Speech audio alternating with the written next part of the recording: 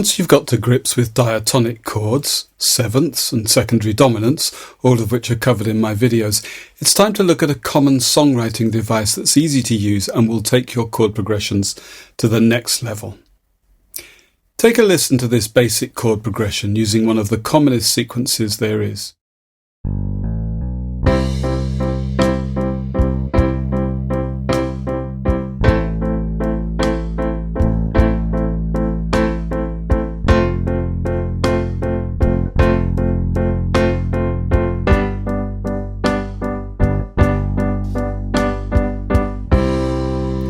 Now it uses chords 1, 6, 4 and 5, and it's the basis for countless songs. This progression is sometimes referred to as the 50s progression or the doo-wop progression, because so many songs of the era used it. Listen to Stand By Me or Blue Moon or Sam Cooke's Chain Gang, and you'll find this progression. Now let's look at a way to transition between chords 1 and 6. You might notice that the roots of these chords, C and A, are a third apart. They're alphabetically next but one, so there's a single note of the scale that could come between them, a B. Here they are again, but this time with that stepwise note placed in between. The bass now moves from C through B down to A.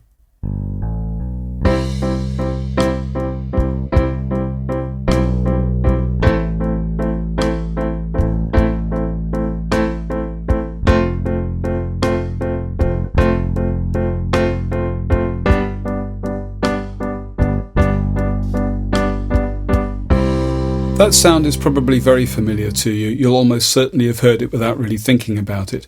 It creates a smoother flow in the bass. This extra note added in the bass is known as a passing bass note. There's another place in this sequence where we can easily add a passing bass note between the A minor and F chords, which again are separated by a third.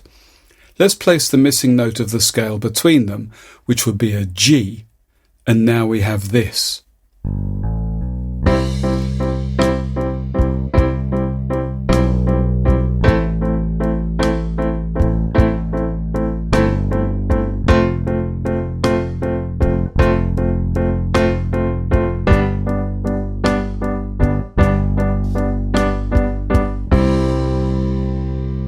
This is so useful that you might think about including pairs of chords a third apart when you're writing a chord sequence, just so you can include a passing bass note. In A Whiter Shade of Pale, for example, the sequence starts off the same way and then moves on to a D minor chord. The bass line goes all the way down the scale from C through B to A, through G to F, and then through E down to D. Notice, by the way, that in the first example the passing bass note came at the end of the bar, where this time the bar is split evenly, with the passing note coming halfway through. It's all down to style. Anyway, here it is.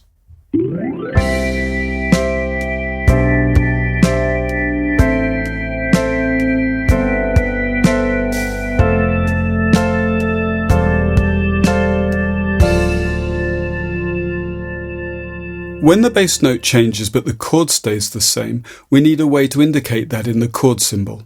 Here's how the first few chords will be written. We say C over B and A minor over G, and people refer to these as slash chords because of the symbol used to separate the chord from the bass note.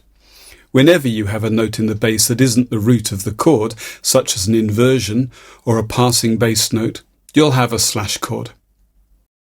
Okay, here's our basic sequence again, but now let's look at the first slash chord in more detail. At the moment, we have a C chord, then a C chord with B in the bass. And if you listen to it on its own, it's a pretty rough sound. We know where it's going, so it doesn't seem so bad when we move on to the A minor chord.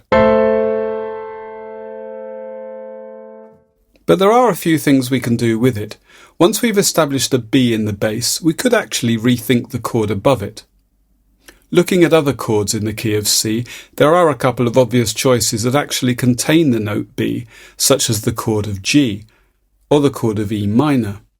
Here's a new piece based on that same sequence, but this time with a G chord in the second half of that first bar, which sits better with that B in the bass.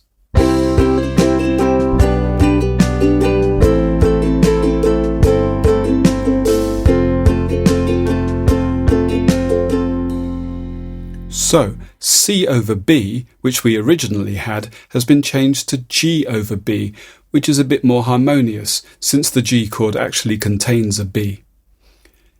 Now here's another version with E minor over B instead.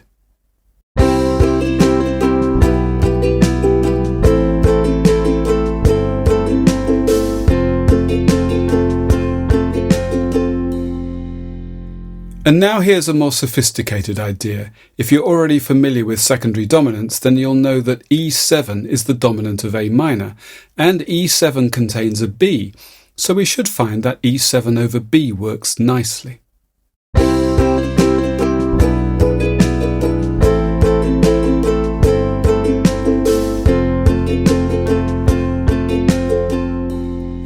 Nice.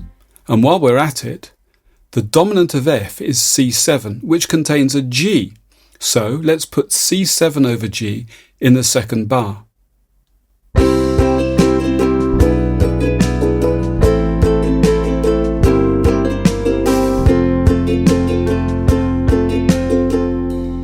So that's a neat trick, inserting passing bass notes and using them to generate harmonic ideas too.